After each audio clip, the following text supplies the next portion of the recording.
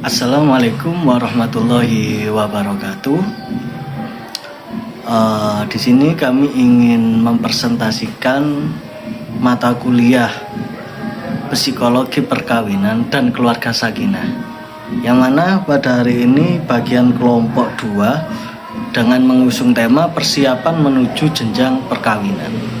Nah, jadi siapa yang mau nikah, mari kita belajar di sini. Subbab 1 ialah kebutuhan individu. Apa sih kebutuhan-kebutuhan yang dibutuhkan sebelum kita menjalin sebuah rumah tangga? Yang pertama ialah kebutuhan emosional dan psikologi, dengan catatan rasa cinta dan kasih sayang. Kita harus mengetahui batasan rasa kita terhadap calon pengantin kita. Terkadang ada problematika perjodohan yang kerap terjadi di Indonesia. Nah, di situ bagaimana cara kita menanggulangi? Kita harus menetapkan rasa untuk mencintainya, untuk menghargai dia, memahami dia. Karena bagaimanapun dia jodohmu. Suatu hubungan tanpa perasaan itu nanti akan berakibat fatal ke depannya.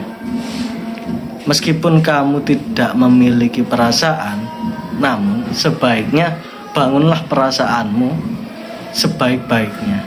Karena kebahagiaan itu tentang apa yang kita miliki, bukan apa yang kita inginkan. Yang kemudian yang kedua, sebab kedua ialah poin kedua dari kebutuhan emosional ialah dukungan emosional.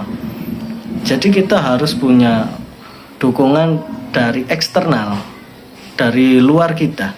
Yang pertama tadi dukungan dari internal, yang kedua ialah dukungan dari eksternal. Orang tua kita mensupport kita untuk menikahinya, keluarga kita, tetangga kita, dan lain-lain. Itu butuh karena hablum minanas itu harus saling saling tolong menolong sebagai umat muslim. Nah, poin ketiga ialah perasaan aman dan tenang. Jangan kamu menikah karena diancam, nanti akan berakibat fatal ke depannya. Nah, melangkah ke poin besar yang kedua ialah kebutuhan reproduksi dan keluarga. Keinginan untuk memiliki anak. Kamu ingin menikah, itu apa keinginanmu? Keinginan menikah itu penting untuk apa? Untuk kita bisa merencanakan sebuah masa depan yang indah bersama keluarga kita dan lain sebagainya. Yang pertama ialah ingin memiliki anak atau keturunan. Nah, poin kecil kedua ialah pendidikan dan pengasuhan anak. Kita harus mempersiapkan itu. Ini bagaimana aku mengasuh, bagaimana aku mendidik anak ketika aku akan menikah.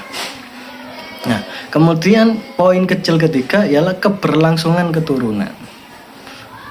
Intinya ingin memiliki sebuah keturunan lah. Bagaimana keturunan itu bisa sehat dan tidak sakit. Lah, keinginan-keinginan tersebut dan perencanaan-perencanaan tersebut, kita dengan hal itu kita bisa melaksanakan pernikahan dengan sukses tanpa ada kekurangan, karena kita memiliki keinginan yang harus kita capai. Kan begitu. Nah, poin besar yang ketiga ialah kebutuhan sosial dan kultural. Poin kecilnya status sosial. Kenapa sih kita harus menikah? Karena konstruksi sosial. Kalau kita gak menikah nanti pandangannya gimana? Kan begitu. Nah, itu untuk menunjang status sosial kita. Bukan hanya untuk memiliki anak, bukan hanya untuk kepentingan pribadi, nafsu dunia dan lain sebagainya, namun untuk kegunaan konstruksi sosial, biar tidak ada fitnah dan lain sebagainya. Itu kok gak menikah, kenapa kok gak payu kan gak enak gitu. Yang kedua, norma sosial dan agama. Agama sudah menganjurkan kita untuk menikah. Di surat Ar-Rum ayat 21, di surat An-Nisa, di Al-Quran itu banyak anjuran-anjuran agar kita menikah, termasuk hadis Nabi an-nikah sunnati faman ruhiba sunnati falaisa minni. Nah itu, nikah itu sunnahku. Apabila kamu tidak suka dengan sunnahku, maka kamu tidak termasuk golonganku. Maka hendaklah kalian menikah apabila kalian ingin diakui oleh umat Nabi Muhammad SAW. Nah, yang poin kecil berikutnya ialah pengakuan dan dukungan sosial. Itu perlu seperti yang dijabarkan tadi itu. Melangkah ke poin besar berikutnya ialah kebutuhan ekonomis dan praktis. Nah, sebelum menikah kita harus ada ekonomi untuk apa yang akan dimakan besok, kan begitu. Jangan pokok nikah besok, urusan besok kan nggak enak gitu kan. Jadi kita harus punya itu kebutuhan ekonomi dan praktis. Sebelum menikah kita harus mempersiapkan kuade, makanan, tamu undangan dan lain sebagainya. Ya minimal budget di Jawa itu 30 juta itu cukup. Cuman kan ada Jawa itu yang ngasihkan amplop sehingga 30 juta itu bisa kembali uang kita. Ya mungkin meskipun tidak 100% tapi adalah yang kembali. Ada yang lebih dari 100%, ada yang kurang tapi gak sampai 50%. Jadi kerjasama ekonomi poin kecilnya, kerjasama ekonomi, pembagian peran, keamanan finansial itu harus kita rencanakan, harus kita susun dari awal sebelum menikah. Ini untuk menikah kita butuh uang berapa, kan begitu, butuh uang berapa. Kemudian apakah perlu mempelai wanita ini ikut andil dalam pernikahan kita? Kan ada itu yang urunan saling menyimpan uang untuk menikah, bakal menikah, kan ada itu. Terus pembagian peran ini juga penting, untuk keamanannya gimana, untuk persiapan ininya. Nah, itu sebelum menikah kita perlu perencanaan. Tapi kalau yang ingin simpel mungkin bisa ke KUA secara sah agama dan negara dan tidak perlu walimatul urs. Kan ini adanya ekonomi itu karena adanya walimatul urs, adanya rame-rame, kalau istilah Jawa itu rame-rame. Tapi kalau yang tidak mampu dan tidak ingin rame-rame ya gak apa-apa, karena rame-rame itu gak diwajibkan, itu hanya kesunahan. Bagi yang mampu sebaiknya itu dilakukan, kan begitu. Jadi untuk walimatul urs itu nggak wajib. Nah, sekarang masuk ke subbab hierarki kebutuhan perkawinan. Apa sih hierarki kebutuhan perkawinan itu? Hierarki kebutuhan perkawinan adalah modal yang menggambarkan tahapan kebutuhan dalam hubungan perkawinan. Ketika kebutuhan-kebutuhan di setiap tingkatan dipenuhi, hubungan perkawinan menjadi lebih sehat, harmonis, dan bermakna. Maksudnya itu ketika kalian sudah memiliki uang atau kebutuhan non-uang seperti hanya mental dan keteguhan hati, itu menjalankan kedepannya, menjalani kehidupan kedepannya itu bakal mudah dalam segala aspek. Di era 5.0 uang itu memang segalanya, baik beragama maupun berumah tangga. Ketika kita memiliki uang, kita lebih mudah beragama. Untuk sodako kita mudah, untuk sholat pun kita tidak terganggu pekerjaan, untuk rumah tangga apapun sudah terpenuhi. Ini enak gitu. Tapi memang semua itu cita-cita orang menjadi kaya, tapi tidak semuanya tercapai. Nah, kalau memang tidak bisa menjadi kaya raya, setidaknya kita bisa berusaha untuk menempuh tujuan kita. Karena sebagai laki-laki di dalam rumah tangga, ar-rijalu qawwamuna 'alan nisa. Laki-laki itu ialah pemimpin dari rumah tangga. Bima faddalallahu ba'duhum 'ala ba'dun. Karena mereka itu diberi keutamaan yang lebih besar dari kalangan wanita.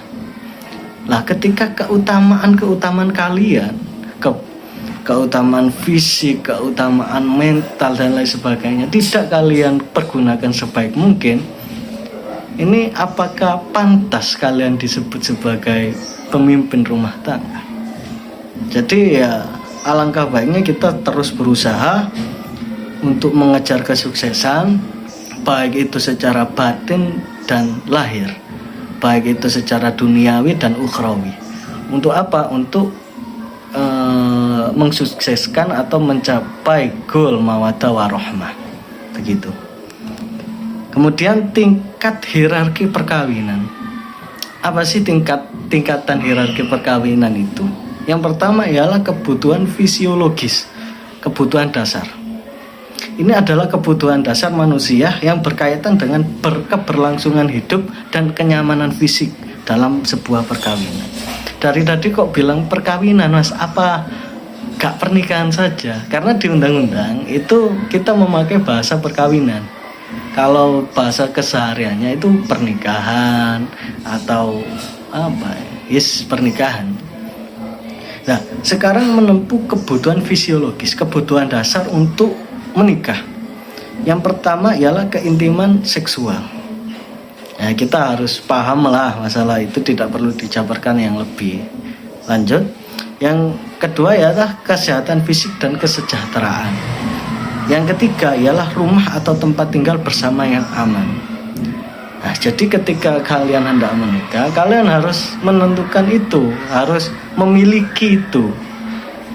Kalau nggak memiliki salah satunya, kayak nggak tahu caranya berhubungan badan atau lemah dalam itu, kalian harus ya berobatlah dari sekarang. Atau kesehatan fisik, kesejahteraan rumah tangga kalian kacau seumpama, kalian harus membenarkan rumah tangga itu dulu sebelum menciptakan rumah tangga baru. Kalau seumpama ada konflik rebutan wasiat, saling berebut wasiat. Nah, waktu gencar dan panas-panasnya kalian berebut wasiat, kalian menikah. Itu kan kayak nggak enak gitu loh.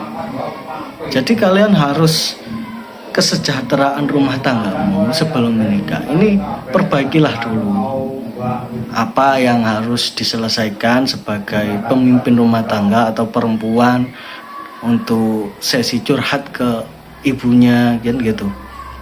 Harus diselesaikan terlebih dahulu baru menikah. Begitu. Tapi kadang ada permasalahan yang sangat panjang sehingga terpaksa kita nggak bisa selesai. Dan hal itu ya bukan menjadi halangan untuk kita menikah. Ini cuman anjuran saja. Termasuk kesehatan fisik. Kesehatan fisik itu sebaiknya kita yang menjaga fisik kita sebelum menikah, kan begitu. Takutnya dikhawatirkan calon mempelai kita itu kecewa terhadap kita.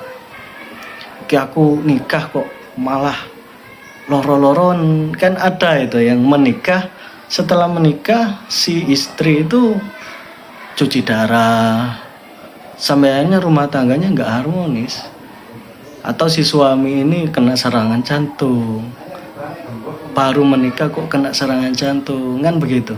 Jadi alangkah baiknya kita menjaga kesehatan kita dari sekarang untuk persiapan pernikahan ke depan. Kemudian rumah atau tempat tinggal, kita harus memiliki sebuah rumah untuk disinggahi. Meski dalam artian kalian itu tidak bisa membeli rumah, tapi punya pandangan, ini nanti kalau aku menikah denganmu, aku ingin berada di rumahmu atau rumahku, atau kita ngontrak. Itu harus punya, karena kalau nggak difikirkan itu nanti menjadi beban dalam keluarga Anda. Ketika si perempuan ikut si laki-laki, ternyata orang tua laki-laki nggak mau.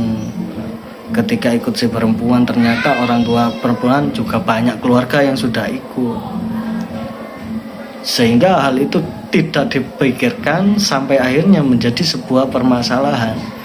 Nah, jadi alangkah baiknya kita persiapkan rumah mana yang akan kita tinggali ke depan, begitu.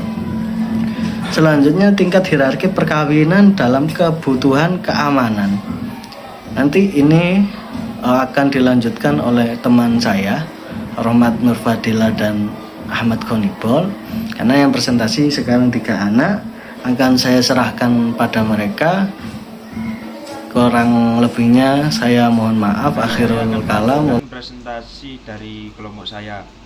Tingkatan hierarki perkawinan, kebutuhan keamanan. Setelah kebutuhan dasar terpenuhi, pasangan mencari stabilitas dan rasa aman dalam berbagai aspek kehidupan, keamanan finansial dan ekonomi, kepercayaan dan kesetiaan, perlindungan dan konflik emosional dan kekerasan, kebutuhan cinta dan kasih sayang. Ini mencakup kebutuhan emosional untuk dicintai dan dihargai, kedekatan emosional dan komunikasi terbuka, waktu berkualitas bersama pasangan, ekspresi kasih sayang secara verbal dan fisik. Tingkatan hierarki perkawinan, kebutuhan penghargaan dan pengakuan. Pada tahap ini pasangan meningkatkan penghargaan dan pengakuan dari satu sama lain maupun dari lingkungan sosial, apresiasi atas peran dan usaha dalam hubungan, pengakuan status sebagai suami atau istri atau orang tua, rasa dihargai oleh pasangan dan keluarga, kebutuhan aktualisasi diri.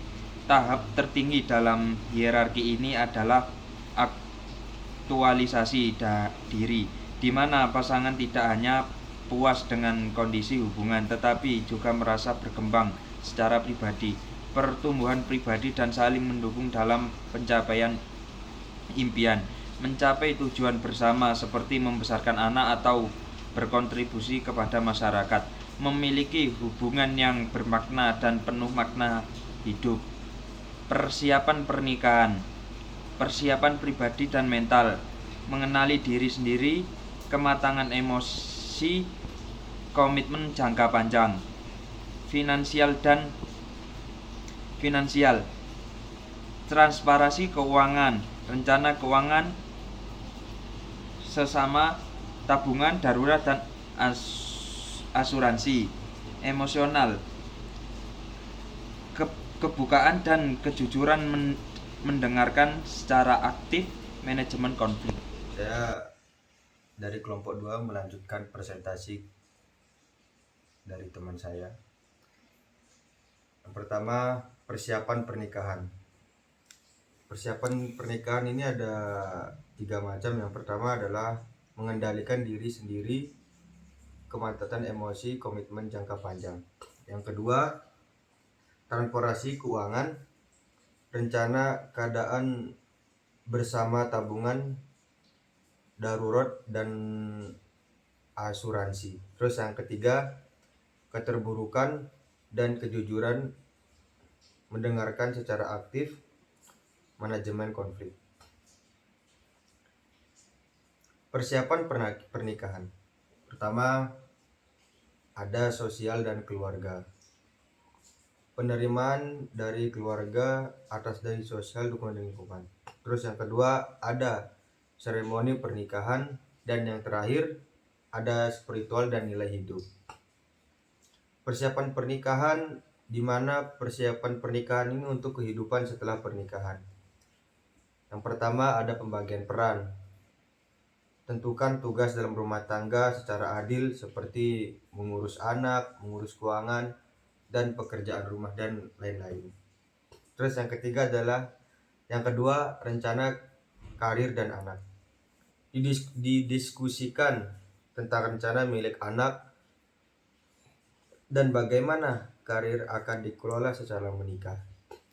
Dan yang terakhir adalah mengatasi tantangan awal pernikahan, di mana kita ketahui bahwa masa-masa awal mungkin memerlukan penyesuaian yang tidak mudah, karena di pernikahan itu tidak hanya faktor ekonomi saja. Terus yang terakhir adalah kesimpulan. Hikmah Tuhan dalam koda dan kodarnya adalah Ia jadikan kita para pecinta satu sama lain. Seluruh bagian alam tercipta karena ketepatannya. Berpasangan dan menjadi peran pencipta berpasangan, seperti langit yang berkata pada bumi, engkau dan aku ibarat magnet dan besi. Jika langit adalah laki-laki, maka bumi adalah sebagai perempuan. Setiap butir biji yang jatuh, bumi akan memeluk dan merawatnya. Sekian presentasi dari kelompok 2. Assalamualaikum warahmatullahi wabarakatuh. Kata-kata sekian presentasi dari kelompok 2 tentang persiapan perkawinan menuju jenjang perkawinan. Kurang lebihnya apabila ada tutur kata dari saya maupun teman-teman saya, kami semua meminta maaf yang sebesar-besarnya. Apabila ada kurang, mohon kami nasihati. Apabila ada salah, mohon kami perbaiki. Apabila ada kelebihan, alhamdulillah. Itu akhir kata, kami selaku kelompok 2 mengucapkan mohon maaf yang sebesar-besarnya. Wallahumma fiqil aqwamit thoriq. Wassalamualaikum warahmatullahi wabarakatuh.